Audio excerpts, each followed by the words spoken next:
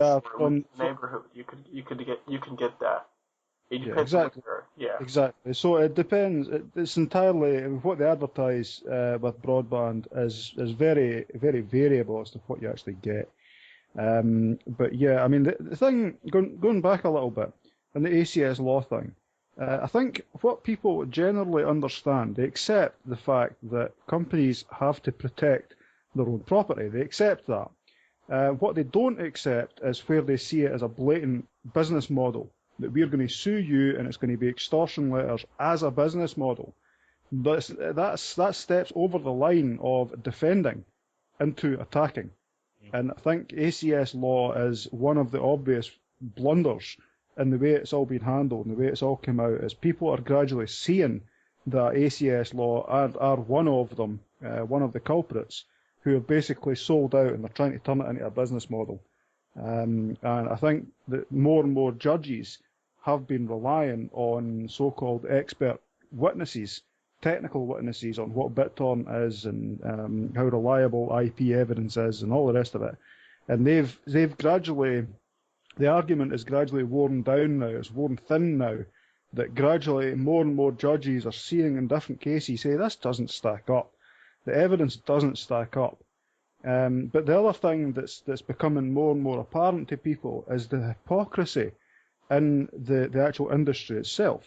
When you've got the likes of the RIA saying in one of the cases in the US, like every song that was downloaded is worth $130,000 or whatever it is per infringement. They put some really ridiculous figure on the infringement. And then you see when they go up north, did you hear about the Canadian recording industry for compilation albums? For decades, absolutely for decades, they've got something that for compilation CDs or compilation albums, they can mark a track down if they want to get, I don't know, Motorhead, Ace of Spades. They can mark that down and use that on a metal compilation and say, right, and mark it down and say, we'll pay it later, we'll pay it later. And then they've got away with that for decades. The whole industry in Canada has got away with that for decades and decades and decades. And it's always been on the ledger as, we'll get around to paying it at some point. And this is companies who've put out CDs, who they don't burn CDs like in a domestic burner. They press them in a plant. They put them out and they put all the official inlay cards. And they ship them and send them in big lorries into stores, put them on in their full distribution thing and sell them. And what did they say? They said, well, we should be paying, what, a buck or something like that for... So hang on a minute. It's like $1. What happened to this 130-odd thousand that you were demanding? That was the price per infringement. It's the complete hypocrisy that people are seeing more and more. I think just without dwelling too much on it, I think the whole issue of piracy in inverted commas has been so badly handled from day one. I just remember casting my mind back, and it was only about a year or so ago when you had those horrendous anti-piracy adverts at the beginning of a DVD which you just bought in the shops, which sort of really sent a bit of a dodgy message, because if you just paid for the DVD in the store, why would you need a piracy advert reminding you that piracy is evil, in inverted commas. And then we had the Knock Off Nigel advertising campaign that sort of backfired, because Knock Off Nigel was actually quite popular with people and they quite liked the song, so that backfired. But I think the whole thing's been very badly handled. Instead of having a viable business model, companies now finding that they're losing control completely of their material. Now, does that mean a lost sale? I'm not qualified to say that, so we don't know. I mean, what I can say is that if you see on sites like Torrent Freak that list the most popular torrents and most downloaded movies, they're all the ones that allegedly have made millions and millions of pounds of profit and done very well. So right, I'll give you a quick example of lost sale. This whole concept of lost sale, it just doesn't wash with me, and I'll tell you why.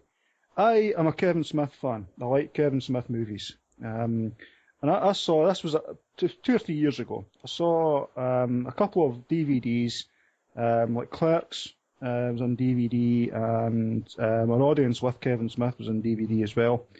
And I saw these getting reviewed online, and I thought, oh, I want to buy them. They're ones I don't have. I've got Mallrats, I've got various others. I don't have these. I didn't even know these were available. I've never seen them in the shops. But right, I'll go and buy them. And I went down to Virgin. It's now changed to something else. But went down there and doesn't exist. Not available in Britain. And I come back on. I think, right, okay, I'll buy it online. I'll check out eBay and whatever. And it's all dollars. So priced in US dollars. And I'll look at it and think, it's all region 1. I can't play it on my DVD player. I would have to buy a set. No, actually, I could. Tell a lie, I could. But I could not buy it in PAL in region 2.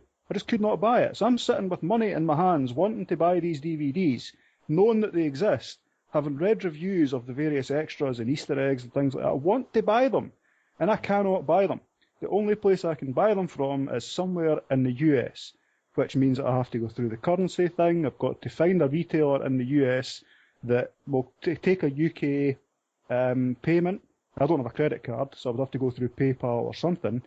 Luckily, as it happened, within 2 or 3 weeks of that, my parents were going out to Florida. So luckily, I was able to say, right, when you're in Walmart or whatever, could you buy me these DVDs? Find me these DVDs. I'll write them down for you, and the titles and things like that. Find me them and buy them, and I'll give you money when you get back. Luckily, I was able to do that. But the thing is, if I didn't have that option open to me, then I'm looking at that thinking, I've got money, I want to buy that, and I'm looking at it and saying, right, we can't sell you in your country. We can't take your money. We don't want your money because you're not from our country, or you're not in our country. It's like, well, screw you then. I'm going to go and fucking download it illegally. If you don't want my money, fuck you.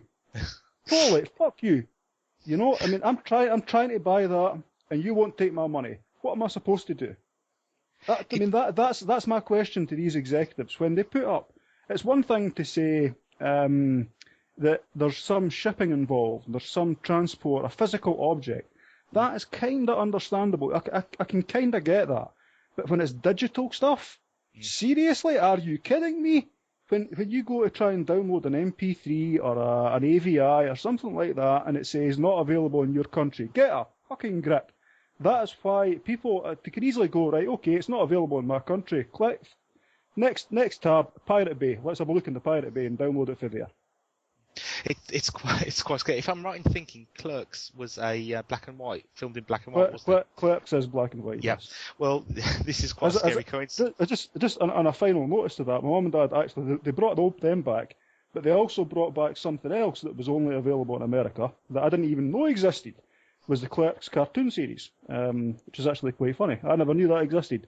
So, but they figured that out as well and brought that back for me. So I was much obliged. But again, this is all Region 1 stuff. Yeah. That I have to make sure that my player plays Region 1, and I had one player that did, which was a bit flaky, and then another player that didn't. So I had to make sure that the one that did play it didn't break. Well, it was a bit of a coincidence when you mentioned Clerks, because when I first got when the DVD players were a relatively new concept, I was lucky enough to have a multi-region. I got it from one of these stores that's now been phased out of the marketplace by the big companies that are offering discounts so great that the smaller stores can't compete. But I had a multi-region DVD player, and I got it in the store actually from the same store that did these players. And yes, it was very, very good. And just to show my sort of take on this whole piracy equals lost sales, I'll cite an example. Harry Potter, big fan, never been ashamed to say it. Read all the books, and I've seen them on DVD, and I've also seen them on television when they were given away for free, effectively on ITV. And I still go out and buy the Blu-ray version when it comes out. Does that make me a mug? Probably, but it's not a lost sale. In fact, Warner Brothers has done very well out of me. Thank you very much, because I bought all the DVDs and all the Blu-rays to date. So I'm just waiting on the last two. So does piracy equals lost sale? Well, no, because I saw them on television for free, yet still bought them. So just thought I'd add that in there. Roy, have you got anything else you want to add on? I'm sure you haven't got anything to add on Warner Brothers and Harry Potter, but anything else you want to say? No, I've been trying quite a few things to do with copyrights recently, and I don't really think there has been much news, to be honest. Nothing that we haven't covered so far. ACS law was an important story. I'm trying to think if there is something else that's pretty major. And there were a few things, mostly to do with. Did you hear about the appointments to the Department of Justice? Even more people from the litigation arms of the music of the recording industry.